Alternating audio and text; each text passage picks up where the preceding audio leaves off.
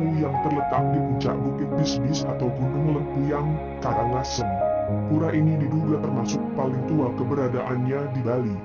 Bahkan ada yang memperkirakan sudah ada pada zaman Prahindu-Buddha, yang semula bangunan suci terbuat dari batu. Pura Lempuyang merupakan istana Hyang Wijaya atau Dewa Iswara. Sejarah Pura Lempuyang. Dalam buku terbitan Dinas Kebudayaan Bali, 1998, berjudul Lempuyang Luhur disebutkan, Lempuyang berasal dari kata lampu artinya sinar dan Hyang untuk menyebut Tuhan, seperti Hyang Widi. Dari kata itu Lempuyang atau lampu yang diartikan sinar suci Tuhan yang terang benderang, mencorong-menyorot. Ada juga versi lain yang menyebutkan lempuyang adalah sejenis tanaman yang dipakai bumbu masak.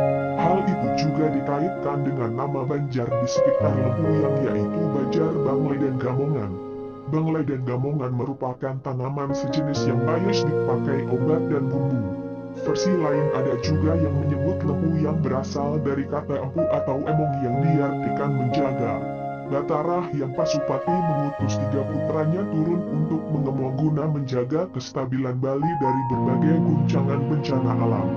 Dalam lontar Kutarakanda Dewa Purana Bangsul dinyatakan, Sang Hyang Parameswara membawa gunung-gunung yang ada di Bali dari Jambu Dewipa, India, dari Gunung Mahameru. Potongan Gunung Mahameru itu dibawa ke Bali dan dipecah menjadi 3 bagian besar dan juga bagian kecil.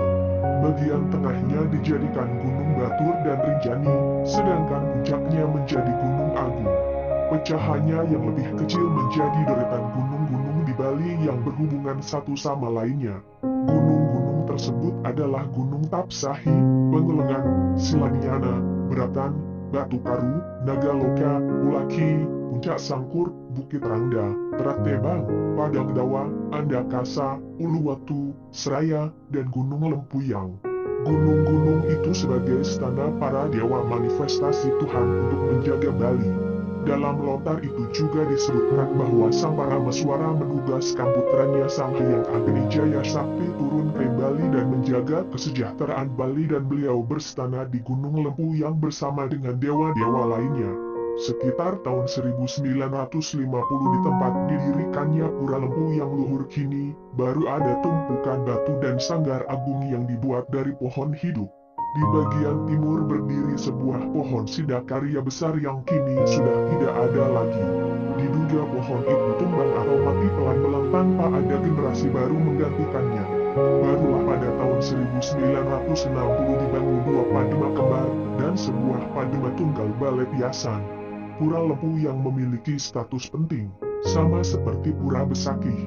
Baik dalam konsep Padema Buana, Catur Lokapala ataupun Dewa Tanawasanga.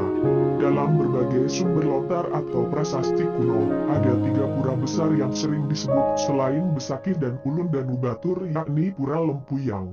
Mengutip sejumlah sumber kuno, Jero Mangku Gedewangi, pemangku di pura itu mengatakan, orang Bali apapun wangsanya tak boleh melupakan pura ini. Paling tidak sekali waktu menyempatkan diri tampil sembahyang ke pura ini sebab, jika tidak pernah atau lupa memuja Tuhan yang manifestasinya berstana di pura ini, selama hidup, Bayes tak pernah menemukan kebahagiaan, seringkali cekcok dengan keluarga atau dengan masyarakat dan bahkan pendek umur. Kewajiban masyarakat Bali untuk memuja Batara Hyang Wijaya di Lempuyang Luhur disebutkan dalam Bisama Hyang Wijaya yang tertulis dalam lontar Brahmanda Purana sebagai berikut, Wastu kita wong Bali, yang kita lali ring kahyangan, tan bakti kita ngedasa temuang sak pisan, wing kahyangan irah yang Agni Jaya, moga-moga kita tanda dijadima. Wastu kita ping 3 kena Sopagrawa Jero Mangku Gedewangi mengatakan, untuk memulai belajar ilmu pengetahuan, apalagi ilmu keagamaan Hindu, sangat baik jika dimulai dengan mohon restu di Pura Lempuyang Luhur. Selain itu, banyak pejabat suka bertirta yatra ke pura ini. Jero Mangku Gedewangi menyampaikan, di Pura Lempuyang Luhur terdapat tirta pingit di pohon bambu yang tumbuh di areal Pura Luhur. Saat umat lunas Tirta, pemangku pura usai ngaturang panguning akan memotong sebuah pohon bambu. Air suci Tirta dari pohon bambu itu dipunduh untuk mengikut berbagai upacara, kecuali manusia yadinya. Siapa pun tak boleh berbuat buruk seperti campah di pura, jika tak ingin kena mara bahaya, ujar Jero Mangku. Pantangan di Pura Lempu yang menurut Jero Mangku Gedewangi, ada beberapa pantangan yang tidak boleh dilanggar ketika hendak naik ke Pura Lempu yang luhur dan jika dilanggar akan berdampak buruk. Pantangannya yaitu sebagai berikut.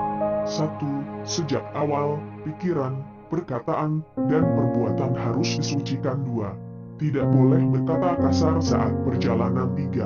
Orang cumpaka, wanita haid, menyusui, anak yang belum tanggal gigi susu sebaiknya jangan dulu masuk pura atau sembahyang ke pura. 4. Tidak boleh membawa perhiasan emas, karena kerap kali jika membawa perhiasan emas akan hilang secara misterius. 5. Membawa makanan atau makan daging babi saat ke Pura Lempuyan, karena daging babi terbilang cedek. Menurut cerita Jero Mangku Gedewangi, pernah ada rombongan orang sembahyang naik Isuzu dari negara. Rupanya, sebelum ke Lempuyan rombongan itu melayang orang meninggal lebih dahulu. Mobil rombongan itu pun jatuh terperosok karena tak bisa naik di tanjakan sebelah atas rumah Mangku Pasek. Saya dengar salah seorang rombongan sudah mencegah agar jangan langsung ke Pura Lempuyan, tetapi saran itu tak gubris, ujar Jero Mangku. Sebagai umat Hindu khususnya di Bali, seperti yang sudah dikatakan Jero Mangku Gedewangi, kita tidak boleh melupakan Pura Lempu yang hendaknya kita menyempatkan sesekali untuk tampil ke sana. Dan pantangan-pantangannya harus kita ingat dan pahami. Semoga bermanfaat untuk semeton. Jika ada penjelasan yang kurang lengkap atau kurang tepat, mohon dikoreksi bersama suksma.